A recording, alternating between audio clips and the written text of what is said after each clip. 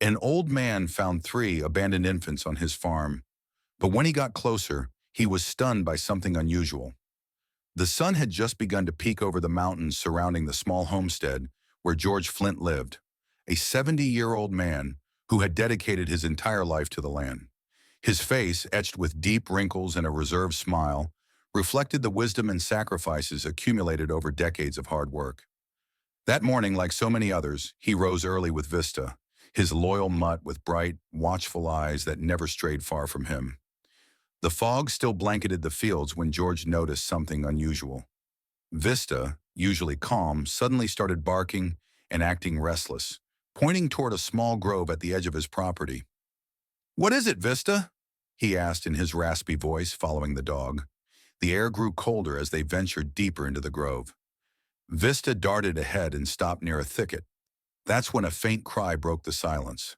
George Flint's heart pounded as he stepped forward and carefully parted the branches. To his astonishment, he saw three infants wrapped in tattered blankets, placed on a makeshift bed of dry leaves. "My God," he murmured, leaning down to check if the babies were breathing. Two girls and a boy. They looked exhausted, their tiny cheeks flushed red from the cold, their fragile bodies trembling. The old man, frozen in shock, scanned the area for any sign of who might have left them there. "What kind of monsters could do this?" he whispered, running a trembling hand over his face. Vista looked up at him as if urging him to act. Taking a deep breath, George carefully lifted the three infants, wrapping them in his old wool coat. As he made his way back home, his mind swirled with questions. When he reached the house, his wife, Maggie Green, met him at the door. Her hair was tucked beneath a scarf and her hands were dusted with flour. "What's wrong, George? You look pale," she asked, concern etched on her face, until she noticed the bundle in his arms. "Maggie, you won't believe what I found," he said, stepping inside and gently placing the babies on the wooden table. Maggie gasped, dropping the bowl she was holding. She covered her mouth with both hands. "My lord, where did these children come from?" she exclaimed, stepping closer. "They were left in the grove. Vista found them," George replied, still shaken. Maggie sprang into action, grabbing a clean blanket and the little milk they had for their morning coffee, carefully feeding the infants with a spoon. Meanwhile, George stoked the fire in the stove to warm the house. "George, what are we going to do? This is too much for us," he muttered, sinking into a chair and clasping his hands together. "First, we take care of them. We can't just leave them. We'll figure out the rest later," she replied with the unwavering determination that had always been part of her character. The day passed in tense silence. Maggie and George took turns holding the babies, trying to keep them warm and calm. At one point, one of the girls stared at George with an almost serious expression. "What if these children are from our village?" Maggie whispered. "Why would someone leave them there?" "I have no idea, Maggie. I'd like to believe no one from our town would do such a thing, but I doubt we'll ever know who or why," he sighed, absent-mindedly stroking Vista, who lay by the fire, watching over the babies. That night, their usually quiet home was filled with soft cries. George Flint, so used to the peaceful rhythm of country life, couldn't ignore every whimper and sniffle. He got up several times to help Maggie, though his clumsy hands showed how unfamiliar he was with caring for infants. "Tomorrow we need to talk to someone, maybe the sheriff or even Father James at the church. We can't handle this alone," Maggie said, carefully laying the babies in a makeshift nest of blankets on their bed. George nodded, gazing out the window into the night. Something deep inside him told him that this discovery would change their lives forever. By dawn, George and Maggie had barely gotten any rest. Between the babies' cries and their own worries, sleep had been a fleeting luxury. Their small homestead, usually immersed in the tranquility of a country morning, was now alive with unfamiliar sounds and unexpected responsibilities. As always, George woke up early and stepped outside to feed the animals. Vista followed closely, sensing the tension in the air. Inside, Maggie was in the kitchen, preparing a broth to regain some strength after the long night. The babies had finally fallen asleep, wrapped in a quilt she had patched together from old fabric scraps. "George, come inside for a moment," Maggie called from the doorway. "What is it?" he asked, setting down a bucket of feed for the chickens and heading toward the house. She stood there weary, arms crossed, her expression a mix of worry and resolve. "We can't keep them, George. Not that I don't want to help, but we're old. We barely have enough for ourselves. This is too much, she said softly. George removed his hat, gripping it tightly as he stared at the floor. He knew she was right, but something inside him wouldn't allow him to abandon these children to an uncertain fate. I know, Maggie, but where would we take them? What will happen to them? He asked, his voice cracking. Maggie sighed heavily, understanding the weight of their decision. She too felt a bond forming with the babies, but reality was unyielding. Their farm was modest, and they barely made ends meet. At that moment, one of the infants began to cry, interrupting their conversation. Maggie quickly picked up the child, and George silently watched as the baby's cries quieted in her arms. Listen, George, we won't decide anything until we speak to Father James. He's a wise and respected man. Maybe he'll know what to do, Maggie suggested, gently rocking the baby. Fine. We'll talk to him after breakfast. But know this, Maggie, if we don't find a good solution, I won't let these children suffer. I'll do whatever it takes, George said firmly. His voice carried such conviction that Maggie was both surprised and touched. She knew her husband was a man of principle, one who always followed his conscience no matter the odds. A few hours later, they bundled the infants in warm blankets and placed them in an old wooden cart they usually used for transporting crops. Then George and Maggie set off for the village church. The road was long, and the cart creaked over the uneven ground. They barely spoke, each lost in thought, trying to imagine what Father James might say. When they arrived at the stone church that had stood for centuries, Father James stepped out to greet them. He was a middle-aged man with graying hair and kind eyes. George, Maggie, what brings you here so early? He asked warmly, but his smile quickly faded when he noticed the bundles in the cart. Father, we need your help. We found something, actually, 3 little someones, and we don't know what to do, George said, gesturing to the babies. Father James froze for a moment, staring at the children in shock and concern. Oh, dear Lord, he murmured. Come inside, quickly. This is no conversation for the street. Inside the small yet cozy church vestry, George and Maggie hesitated before sitting down. The old wooden pews felt strangely cold, and they fidgeted before finally settling. Now tell me everything from the beginning. I can hardly believe my eyes, the priest said, folding his hands on the table, his gaze steady yet filled with worry. George Flint coughed as if gathering his courage and began his story. Father, it's a strange thing. Nothing like this has ever happened to us before. This morning, I went out with Vista, our dog, as usual. At first, everything was normal, but then she started acting uneasy, barking, growling, pulling toward the grove. I followed her, and suddenly I heard crying, a weak sound, like a kitten calling out. I stepped closer, pushed aside the bushes, and there they were, 3 of them, 3 infants, wrapped in rags, lying on dry leaves. Father James furrowed his brow, his gaze growing heavier. 3 children? Alone? He asked, as if doubting what he'd just heard. Yes, Father, 3. A boy and 2 girls. They were tiny, barely more than newborns, their little cheeks red from the cold. George Flint lowered his gaze to his strong, work-worn hands. At first I was afraid to pick them up. What if they were too weak? But then, he sighed, I couldn't just leave them there. I wrapped them in my cloak and carried them home. And Maggie Green added, her voice filled with emotion. The moment I saw George standing in the doorway, I knew something was wrong. He's a steady man, but his face was pale, like the cold had gone straight through him. At first I thought someone in the village had died, but then I looked closer. He was holding something. I stepped inside, and there they were. She fell silent, covering her mouth with her hand as tears welled up in her eyes. Lord, they were so small. I grabbed blankets, milk, whatever I could find to warm and feed them. Father James remained silent, his fingers interlocked, his eyes fixed on the cracked wooden floor. And what happened next? He finally asked. What could we do? George shook his head. They warmed up, but we don't know what to do. This isn't our burden to bear, Father. We were supposed to live out our old age in peace. And now. George, don't say that, Maggie interrupted firmly. They're ours now, even if not by blood. We can't just leave them. We're not heartless. You're right, Maggie, Father James nodded. But it will be difficult. I can see that. George sighed, his shoulders slumping. It will be, Father, no doubt about it. But I understand. We can't just abandon them. They're completely alone. No one will be looking for them, you think? Father James asked thoughtfully. Not so fast, George. There may be family who don't know what's happened. We need to find out where they came from. Are you sure there were no tracks? No note? Nothing? Nothing, Father. Just old rags. George frowned. It was cold and dark in that grove. Someone just left them there like garbage. Don't say that, Maggie scolded gently. Maybe that person was desperate. We don't know their story. Father James listened, then stood and placed a hand on George's shoulder. You followed your heart. This is a path, George. And maybe you were meant to give these children a home. I'll help you. Let's do this.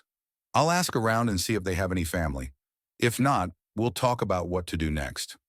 We don't even know if we can do this, Father, George admitted, his voice heavy with worry. We barely have enough for ourselves. And now, 3 more mouths to feed.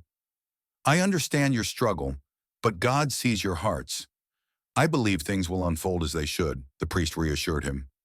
Maggie clutched her hands to her chest, trying to contain her emotions, while George clenched his fists, battling his own feelings. In that moment, they both knew. Their lives would never be the same again. What do we do now? Maggie whispered, holding one of the infants close. Pray, Father James said, placing a comforting hand on George's shoulder. And do what you can. I'll help in any way I can. George and Maggie left the church with heavy hearts, but also with a glimmer of hope. On their way home, they barely spoke. The infants slept soundly in the cart, unaware of the storm they had brought into this couple's life. By the time they reached home, the sun was high in the sky. Their small farm, with its weathered fence and humble house, looked even more modest under the weight of their new responsibility. Maggie immediately got to work, laying out blankets on the floor to create a proper sleeping space for the babies. You're right, George. We need to fix up the house. We can't keep the babies on the kitchen table, Maggie said, glancing at the tiny bundles. I'll check the barn. Maybe I can put together a crib from old planks, George replied, grabbing his hat and heading outside. While George worked on the makeshift crib, Maggie tended to the children. Her long, dormant maternal instincts resurfaced as she remembered the days when her own children were this small. How could someone just leave them like that, Vista? She murmured to the dog, stroking one of the baby's heads. Vista, lying by the stove, watched her intently. Hours later, George returned with a simple wooden crib, not perfect, but sturdy and safe. It's not much, but it'll do, he muttered, placing it in the corner. Thank you, George. Now help me heat some milk. They haven't eaten yet, Maggie said, nodding toward the small kettle by the stove. The rest of the day was a blur of tending to the infants, feeding, changing blankets, making sure they were warm. It was a challenge for hands used to hard farm work, now required to be gentle and precise. How do young parents manage this? George grumbled, struggling to hold one of the babies properly. With fewer complaints, Maggie teased, trying to lighten the mood. But despite the brief laughter, the reality of their situation loomed over them. Maggie mentally calculated how long their food supplies would last. It wasn't looking good. That evening, exhausted but determined, they sat by the stove. George, I don't know what's coming next, Maggie said, staring into the flames. But I feel like these children were brought to us for a reason. Maybe you're right, George admitted with a sigh. But this won't be easy. They fell silent, each lost in thought, until Maggie stood to check on the babies. She gazed at their sleeping faces, then whispered, Whatever happens, they're safe now. That's what matters.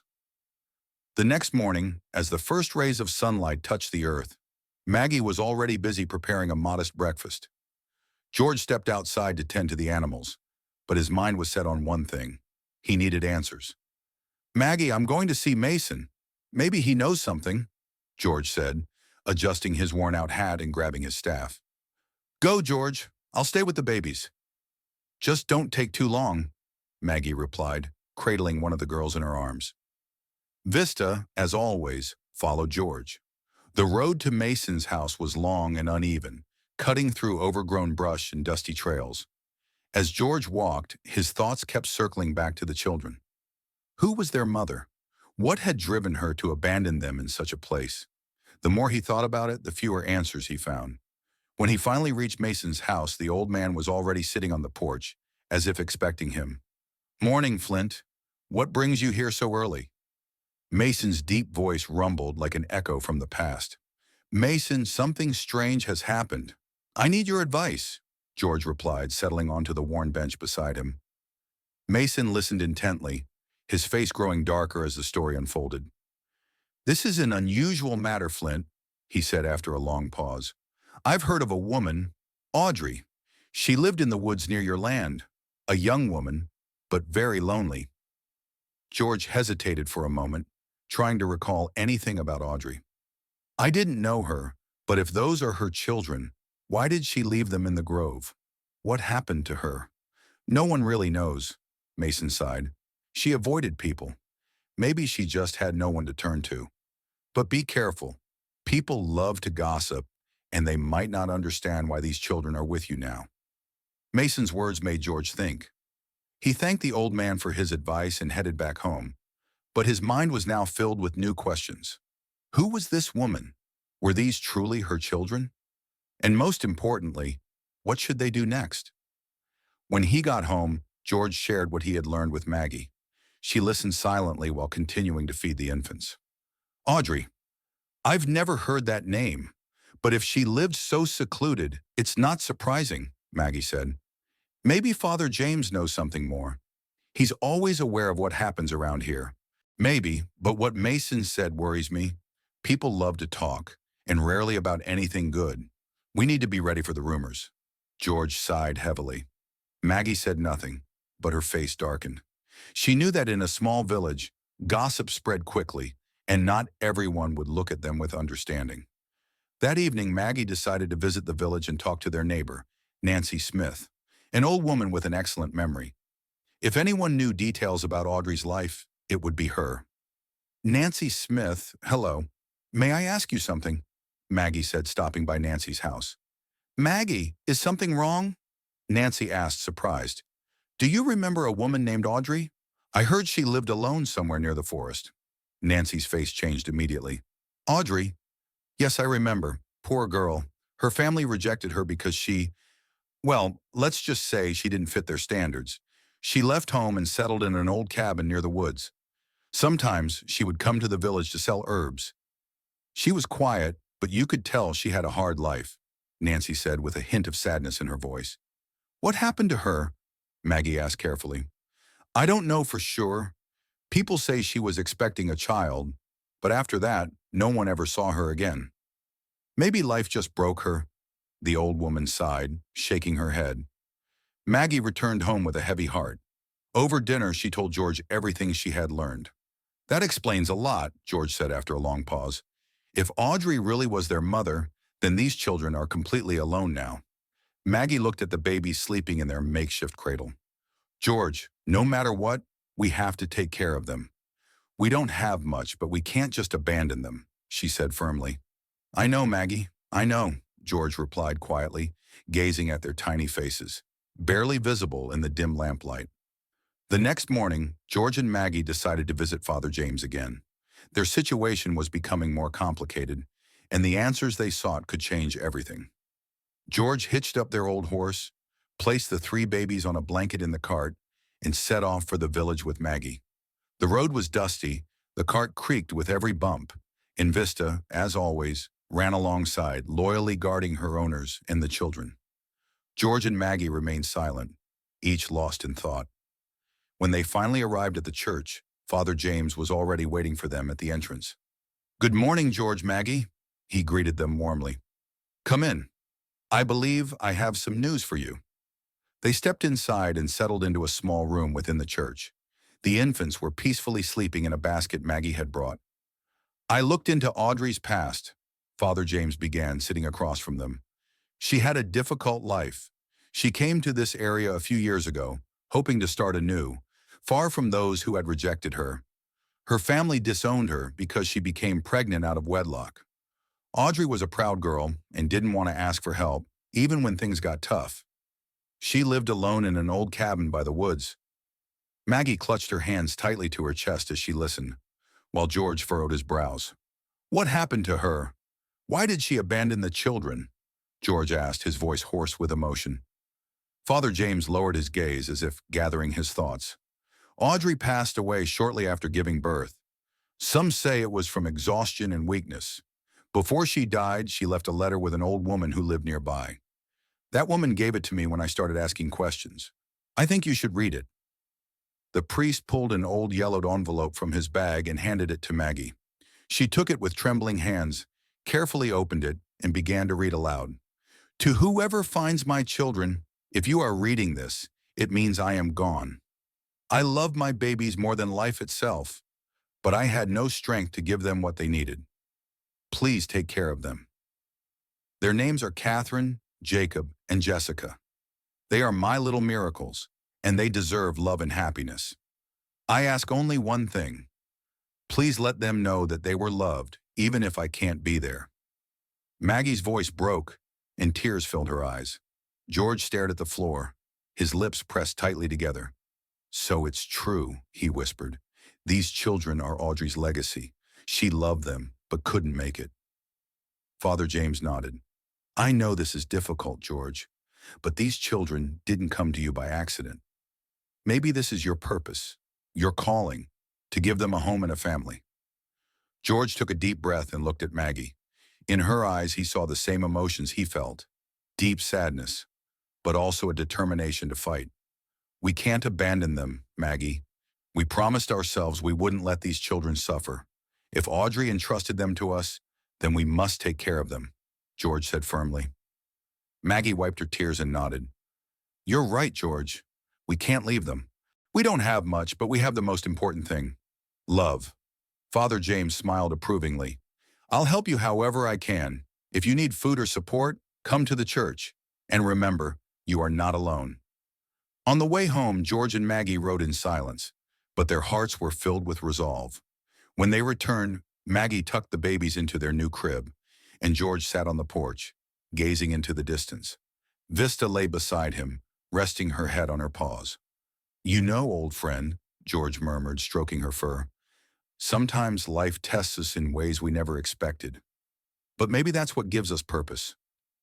Vista let out a deep sigh, as if in agreement. That evening, as George and Maggie sat by the fire, the babies peacefully slept in their corner. Maggie looked at George and smiled. We'll manage, won't we? She asked softly. We will, Maggie. We're in this together, he replied, squeezing her hand. That night, and every night after, was a reminder that even in the hardest of times, love and kindness could work miracles. Several weeks had passed since George and Maggie learned the truth about Audrey and her children. Life on their small homestead had completely changed. Their days were now filled with caring for the little ones, who were slowly growing stronger and smiling more often. Despite the exhaustion and lack of time, a new, almost forgotten atmosphere of happiness filled the house. However, challenges were not long in coming. Their food supplies dwindled with each passing day, and winter was already creeping into the village. One evening, as Maggie prepared a modest dinner from the last of their vegetables, she sighed and sat down next to George. George, we're almost out of milk. The children are growing, and they need more food. We have to figure something out, she said quietly. George lifted his head and ran a hand over his face. He knew this couldn't go on much longer. Tomorrow I'll go to the village. I'll take some grain and an old sack of beans. Maybe I can trade them for milk and something else, he replied firmly. Maggie nodded, but worry was evident in her eyes. She knew that George disliked asking for help and had always relied on his own hard work, but now they couldn't afford pride. The next morning, as promised, George set off for the village. He hitched up their old horse, loaded the cart with a sack of grain and beans, and set out along the dusty road. Vista, as always, ran alongside him, sensing the importance of his mission. The village greeted George with its usual bustle. People were busy with their daily tasks, but many cast lingering glances in his direction. The rumors about the 3 infants he and Maggie had taken in had spread throughout the area. Some admired their kindness, while others whispered behind their backs, doubting the selflessness of such an act. Good day, George, greeted Liam, an old acquaintance who traded in milk and oats. Hello, Liam, I need some milk and oats for the children, George replied, setting the sack of beans on the ground. Children? Liam raised an eyebrow. Everyone's been talking about how you and Maggie took in those babies. Is it true? It's true, George answered briefly, lowering his gaze. We found them in the grove. We couldn't just leave them. Liam's expression softened. That's noble of you, George. Not everyone would do the same. Here, take the milk and oats, and don't worry about the beans. Consider it a gift from me. Let the children grow up healthy. For a moment, George was caught off guard by such kindness.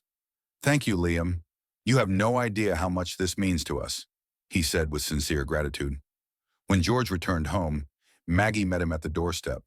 Worry and relief were both written on her face. Well, how did it go? She asked, helping him unload the cart. All good. Liam gave us milk and oats.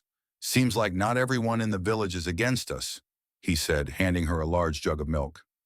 Maggie smiled and carefully placed it on the table. People will come to understand, George. The important thing is that we're doing everything we can. With each passing day, the babies grew, and so did the love George and Maggie feel for them.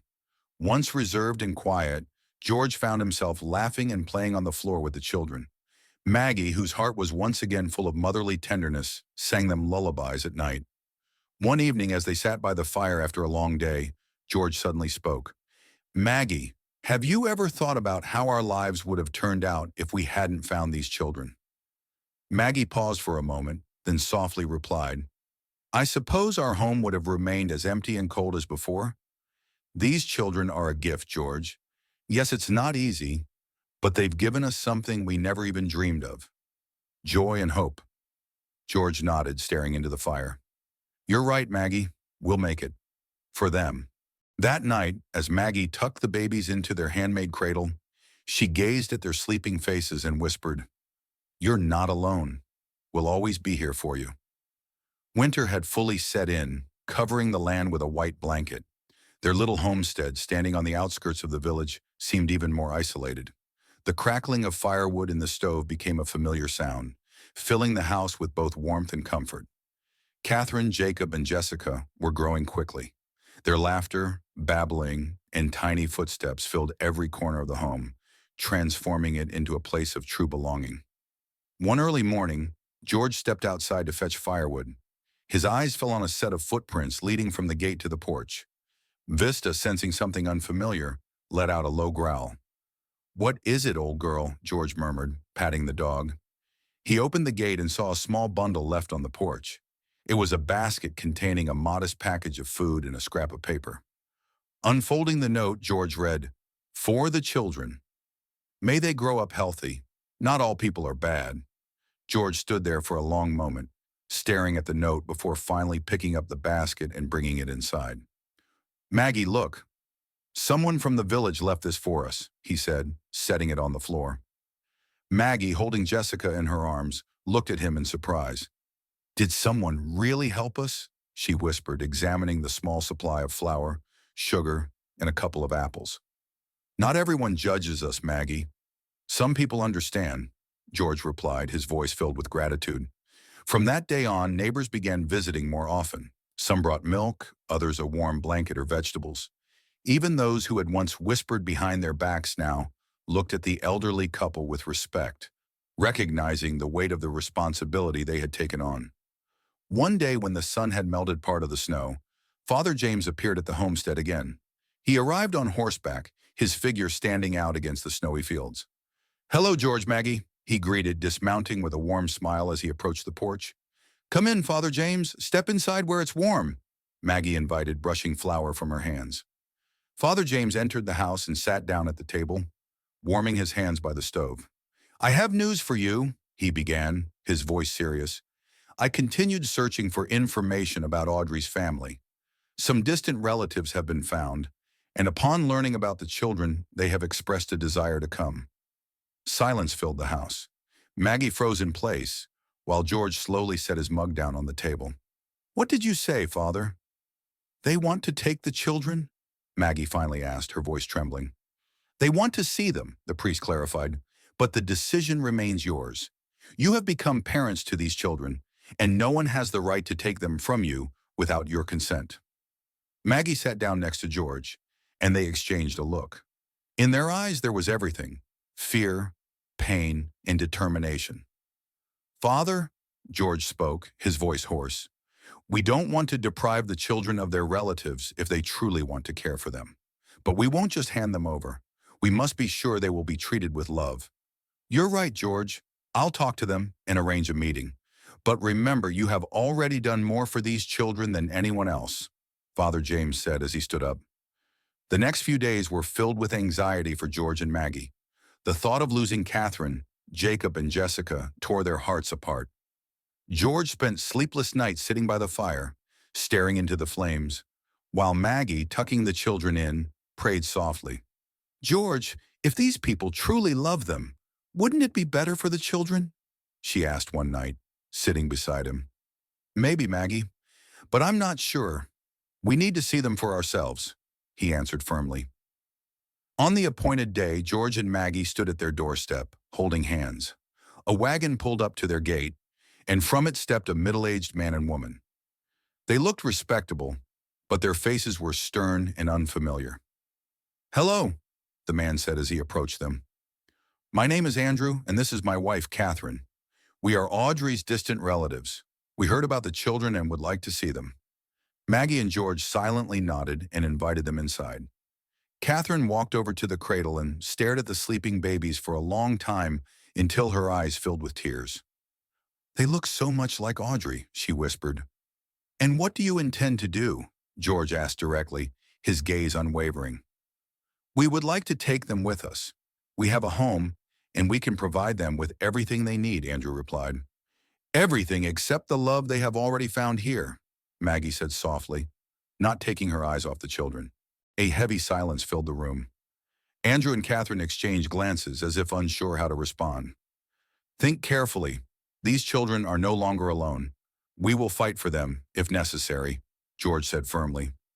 Their guests' faces showed surprise and respect. "We won't take them by force," Andrew finally said. "We see that you love them. Perhaps we should find another way to help you." Maggie and George looked at them with relief and gratitude.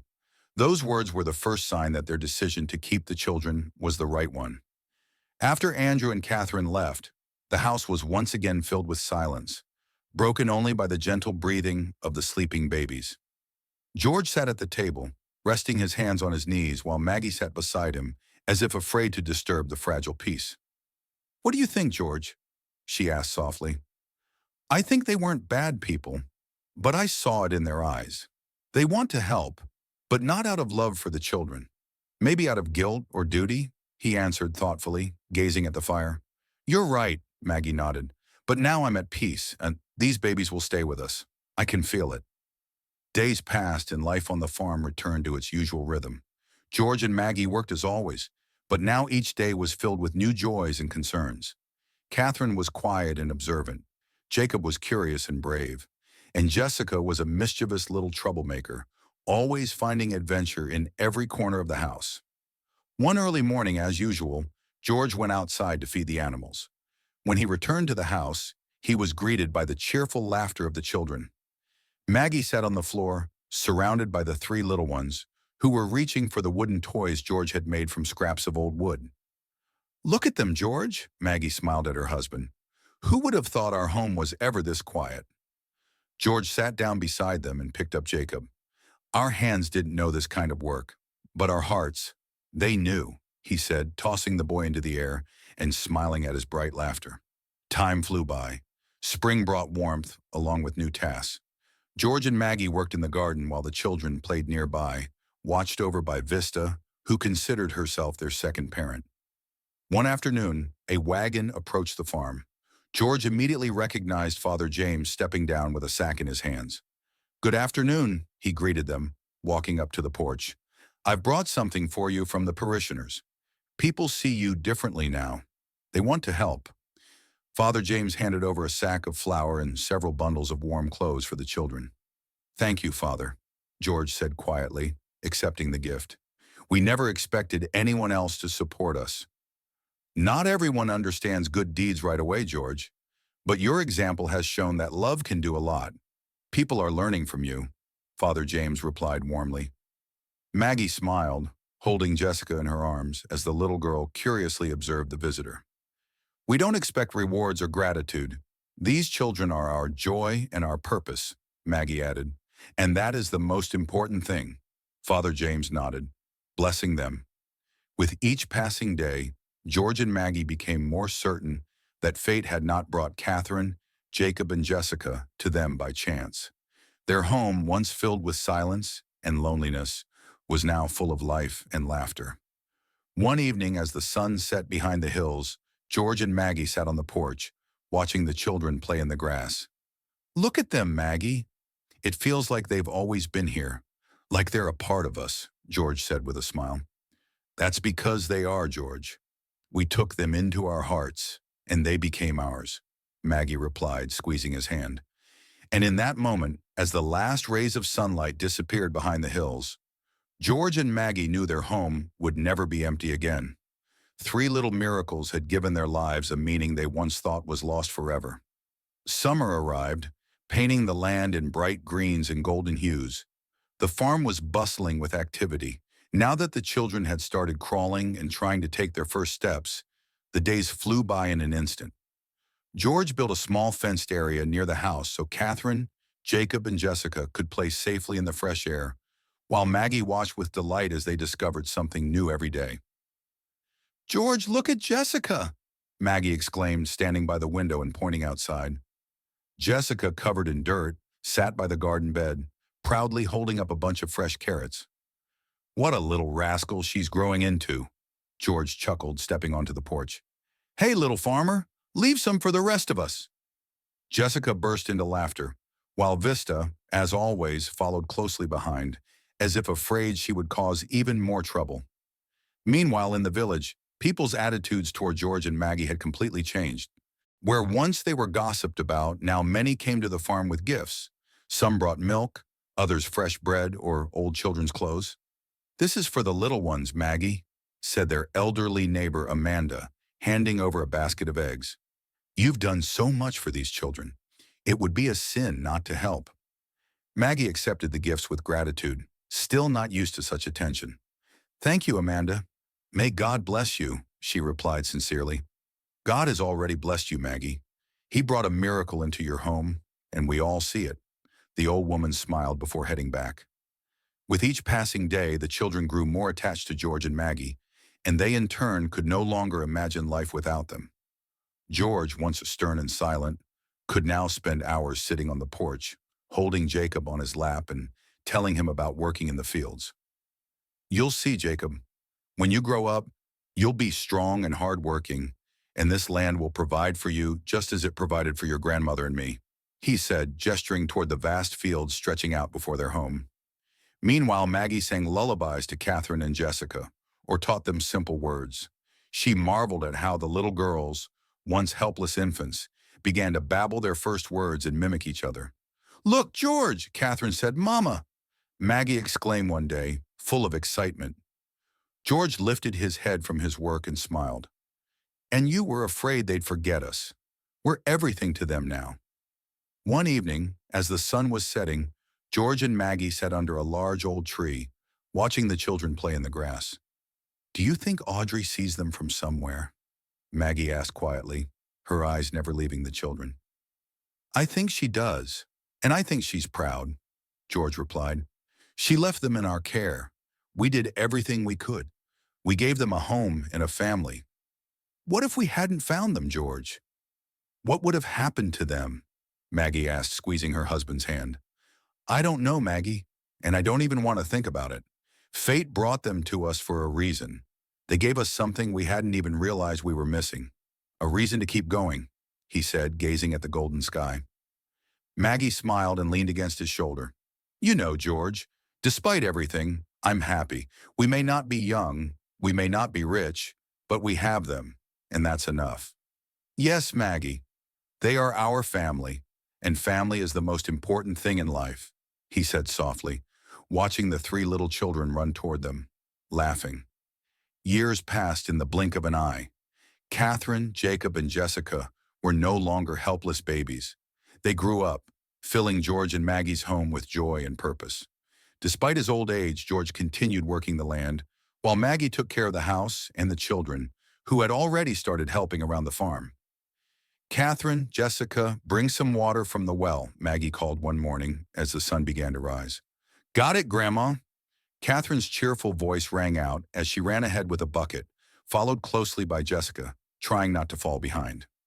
Jacob, as always, followed George everywhere, helping with small tasks, feeding the chickens, carrying tools.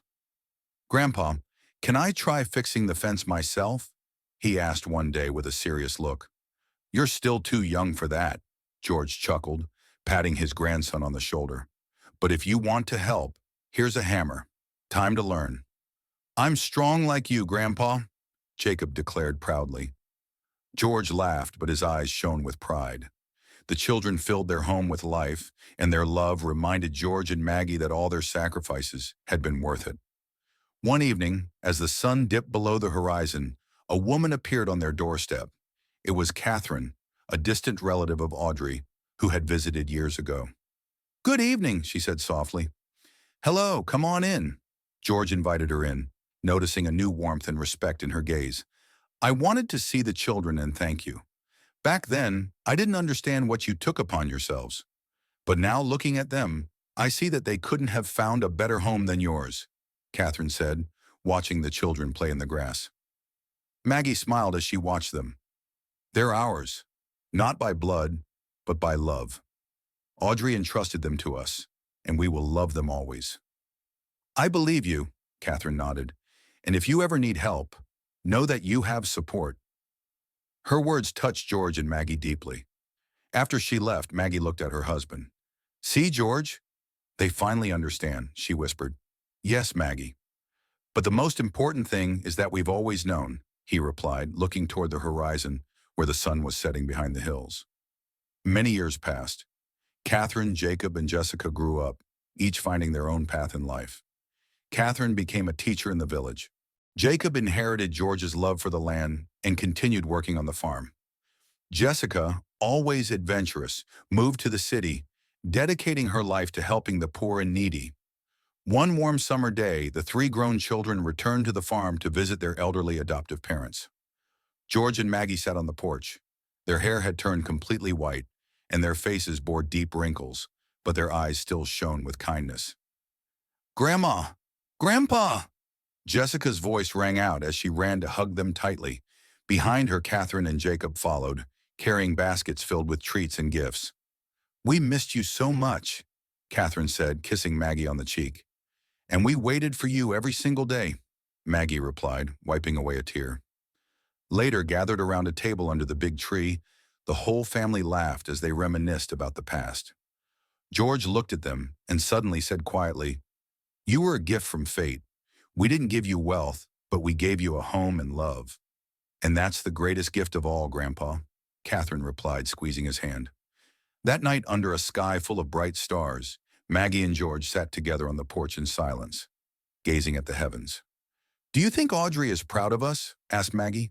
"Of course she is," George answered. "We gave these children what she wanted most for them, love and a family." And under the starry sky, their home remained the place where the story of three little miracles had forever changed the lives of two simple people. Thank you for listening to this story until the end. Write your thoughts about this story, subscribe to the channel, and share this video with your friends and loved ones. It motivates us to keep working on new stories every day. Don't miss the next amazing story coming to your screen soon. We truly appreciate having you with us.